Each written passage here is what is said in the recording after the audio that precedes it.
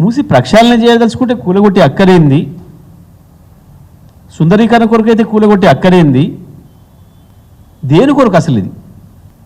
మూసీని ఏం చేయదలుచుకున్నామనే విషయాన్ని ఇప్పటివరకు ఎక్కడ చెప్పలే. పైగా 1,50,000 కోట్లని స్వయంగా ముఖ్యమంత్రి చెప్పినవి ఉన్నాయి. నిన్న ఉప ముఖ్యమంత్రి చాలా ఆశ్చర్యంగా ఎవరు చెప్పిండు మీకు? ఎవడు చెప్పిండు అంటే ఎవడు చెప్పాలో వాడే చెప్పిండు.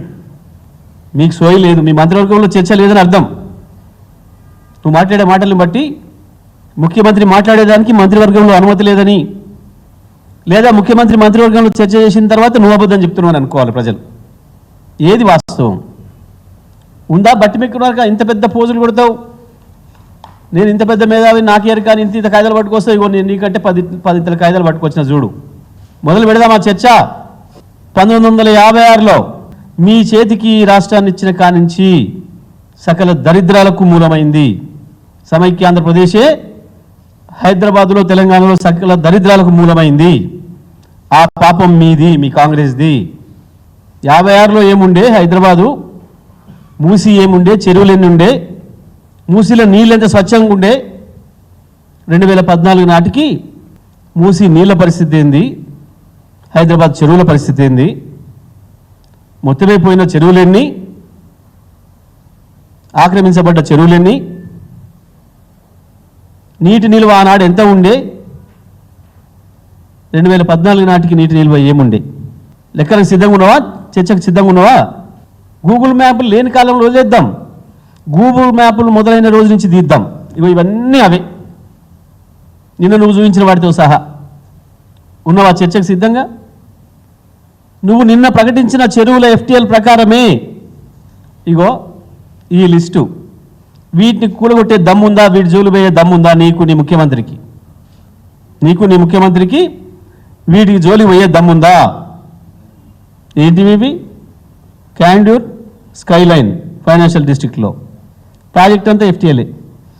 వర్టెక్స్ విరాట్ మియాపూర్ మామూలు 90% ప్రాజెక్టు దాంట్లోనే.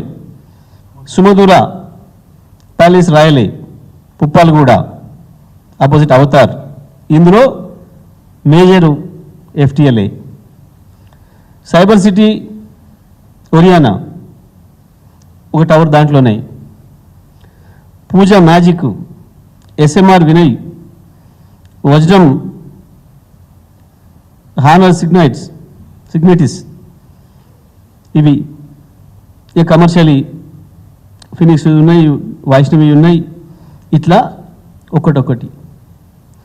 మరి ఈ లెక్కన వీటన్నిటిని మీరు గుణగొట్టుకుంటూ పోతే ఇవాళ ప్రజాధనం, దాని మీద వెచ్చించబడిన ప్రజాధనం 1,00,000 కోట్లకు పైగా వృధా అయ్యే అవకాశం ఉంది. నిన్న మొన్న మీరు కూలగొట్టినే పాపం పేద ప్రజల ఇండ్లు, ఇప్పటికే 1000 కోట్లకు పైగా ప్రజల ఆస్తి నష్టపోయినాం. పాపం అన్ని అనుమతులు ఉండి నమ్మి రిజిస్ట్రేషన్ అంటేనే ఒక నమ్మకం, మున్సిపాలిటీ పర్మిషన్ ఇచ్చిందంటే ఇంకా నమ్మకం, ఇక బ్యాంక్ లోన్ ఇచ్చింది అంటే ఇంకా బేఫికర్ అని అనుకుంటారు పాపం ప్రజలు. ఇవన్నీ ఉన్న వాటిని కూడా ఎటువంటి నోటీస్ లేకుండా, ప్రజలకు ఊపిరి పీల్చుకునే అవకాశం లేకుండా, చిన్నపిల్లలు పుస్తకాలు తెచ్చుకోవడానికి కూడా మాకు అవకాశం ఇవ్వకుండా కూలగొట్టిర్రు అని చెప్పి ఏడుస్తుంటే సిగ్గు అనిపిస్తలేదా మీకు? ఒక పరిపాలకులుగా ఎంత దుర్మార్గంగా పిల్లలు, పెద్దలు, వృద్ధులు, ఆఖరికి నెలలు నిండిన గర్భిణీ స్త్రీలు వాళ్ళ ఆర్తనాదాలు, వాళ్ళ శోకాలు వింటుంటే మనసు మీద ఒకటి ఉండాలి కదా. పైసల సంపాదన తప్ప మీకు ఇంకోటి ఎక్కర్లేదా? కేవలం చిన్నవాళ్ళని కొట్టి పెద్దవాళ్ళని భయపెట్టించి 100 కోట్లు వాళ్ళ కాడ వసూలు చేసుకొని మీ బొజ్జలు నింపుకుందామని అనుకున్న ఒక దుర్మార్గమైన పని తప్ప హైడ్రా ఇంకోటి కాదు. మూసి ప్రాజెక్ట్ అంతకన్నా ఇంకోటి కాదు. కేవలం కాసుల కక్కుర్తిపడి హైదరాబాద్ ఇమేజ్ని నాశనం చేసే ప్రయత్నం, పేదల బతుకుల్లో మట్టి కొట్టే ప్రయత్నం, ఇది జరుగుతుంది ఇవాళ ఈ ప్రభుత్వం నుంచి. సిద్ధమా బట్టి విక్రమార్క గారు చర్చకు? మీరు మంచి యాక్షనే చేస్తున్నాడు ఈ మధ్యన విక్రమార్క గారు. రేవంత్ రెడ్డిని మించిపోతున్నాడు అబద్ధాలు చెప్పడంలో, బుకాయింపులలో. పర్వాలేదు, సీఎం కుర్చీకి నాకు కూడా ఎలిజిబిలిటీ ఉంది అని అనిపించుకోవడం వరకు చేస్తున్నట్టున్నావు నువ్వు. ఎందుకంటే మా అధిష్టానం ఇట్లా చెప్తే ఇచ్చింది కదా అవకాశాలు, అబద్ధాలు చెప్తే బుకాయింపులు చేస్తే నేను కూడా అవి నేర్చుకోవాలి కాబట్టి అని చెప్పి డబ్బులు సంపాదించడంలో కూడా పోటీ పడుతున్నట్టుంది రేవంత్ రెడ్డితోని. నిజమే, మంచి యాక్షన్ చేస్తున్నావు, కానీ మంచి పని చేయి. ఇటువంటి వాటికి కాదు, నీ ముఖ్యమంత్రిని రక్షించుకోవడం కొరకు కాదు నువ్వు చేయవలసిన ఈ యాక్షన్లు ఇవన్నీ కూడా.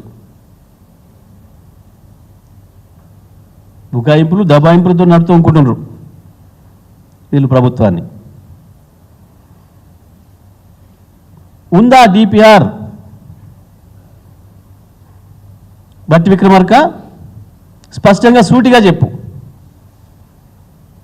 మూసి మీద మీ ప్రణాళిక ఏందో ఉందా? ఈ రోజు కూడా ఉందా?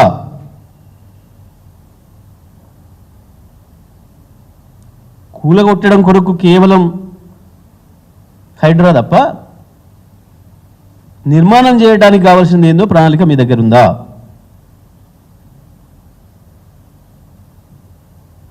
ఈ మధ్యన ఇంకో కొత్త పాట అందుకున్నారు పాపం. నల్గొండ జిల్లా మీద ప్రేమ వచ్చిందట వీళ్ళకు. తాగే మూసి నీళ్లను మురికి నీళ్ళుగా మార్చింది మీరు.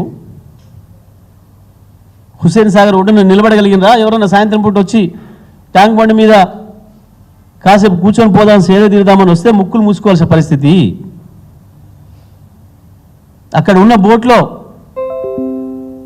కాసేపు తిరుగుదామంటే ఇంటికి పోయే వరకే వాంతులు, విరోచనాలు, తలనొప్పి తప్ప ఇంకొకటి లేదు అన్నాడు. మూసి ఒడ్డున ఇక్కడి నుంచి అక్కడికి నిలబడే పరిస్థితి ఉండేనా? ఎవడు కారకుడు? మీ ముఖ్యమంత్రి పాత బాసు, కొత్త బాసులు, మీ మీ మొదటి నుంచి ఉన్న బాసులు. కాంగ్రెస్ కాదా సకల దరిద్రాలకు కారణం? ఉమ్మడి నల్గొండ జిల్లాతో పాటు ఈ రాష్ట్రం మొత్తానికి ఫ్లోరోసిస్ తెచ్చిన పాపం మీదే కదా. తీద్దామా? 1956 నాడు ఈ రాష్ట్రంలో ఫ్లోరోసిస్ ఎక్కడుంది? 2014 నాటికి ఎంత దాకా విస్తరించింది? ఎప్పుడు పుట్టింది, ఎక్కడికి విస్తరించింది? 1970 ప్రాంతంలో మీరు చేసిన పాపం వల్ల మునుగోడులో మొదలైన ఫ్లోరోసిస్, బాట్లపల్లిలో మొదలైన ఫ్లోరోసిస్ నెమ్మదిగా మునుగోడును, దేవరకొండను, ఆ నుంచి ఉమ్మడి నల్గొండ జిల్లాను, మొత్తం తెలంగాణ రాష్ట్రాన్ని కబలించింది. ఎవరిది పాపం? మీది కాకపోతే? కేవలం 2014లో మాకు అవకాశం ఇస్తే, కేసీఆర్కి అవకాశం ఇస్తే ప్రజలు 6 కదా ఫ్లోరిన్ భూతాన్ని తరిమి కొట్టినాం. మూసి నీళ్లు ఏముండే? 2014 నాటికి ఏ కత్వ దగ్గర చూసినా ఆకాశం అంత ఎత్తు వచ్చిన నురుగు కలుషితాలతోని. ఇప్పుడు కదా గత 5-6 సంవత్సరాలు కేటీఆర్ గారు పురపాలక శాఖ మంత్రి అయిన తర్వాత హైదరాబాద్ పైన ప్రత్యేకమైన దృష్టి పెట్టి ఈ మురుగునీటిని ఏ రకంగా ఆపాలి, ఈ కాలుష్యాన్ని ఏ రకంగా ఆపాలి, మీరు పెట్టిపోయిన పరిశ్రమల నుంచి వచ్చిన వ్యర్థాలు నాశనం చేస్తుంటే ఆ వ్యర్థాలని రానియకుండా చేయడం కొరకు మూసీలోకి దానికి ఒక ప్రత్యేకమైన కార్యాచరణ. హైదరాబాద్ నగరం మురికి నీరు ఏదైతే మూసీలకు పోయి కాలుష్యం చేస్తుందో ఒక్క చుక్క కూడా, ఒక్క లీటరు కూడా డ్రైనేజీ నీళ్ళు చక్కగా మూసీలకు పోవద్దని చెప్పి దాని కొరకు 2000 MLD మురుగునీటిని పరిశుభ్రం చేయడానికి కావాల్సిన పద్ధతుల్లో మొత్తం ఎస్టీపీల నిర్మాణం జరిగింది కదా. మొన్న మా కేటీఆర్ గారి నాయకత్వంలో హైదరాబాద్ ఎమ్మెల్యేలు, రంగారెడ్డి జిల్లా ఎమ్మెల్యేలు అందరూ పోయి చూపించి చెప్పొచ్చారు. మీకు సోయి లేదు, సుందరీకరణ అంటే ఇండ్లు కూలగొట్టడం కాదు, గుడిసెల్ని కూలగొట్టి ఆకాశాన్యాలు కట్టడం కాదు, ప్రక్షాళన అంటే ఇండ్లు కూడా కొట్టడం కాదు, ముందు దాంట్లోకి ఎక్కడి నుంచి మురుగు వస్తుందో, ఎక్కడి నుంచి కాలుష్యం వస్తుందో వాటిని అరికట్టడం అనేది మొదటిది.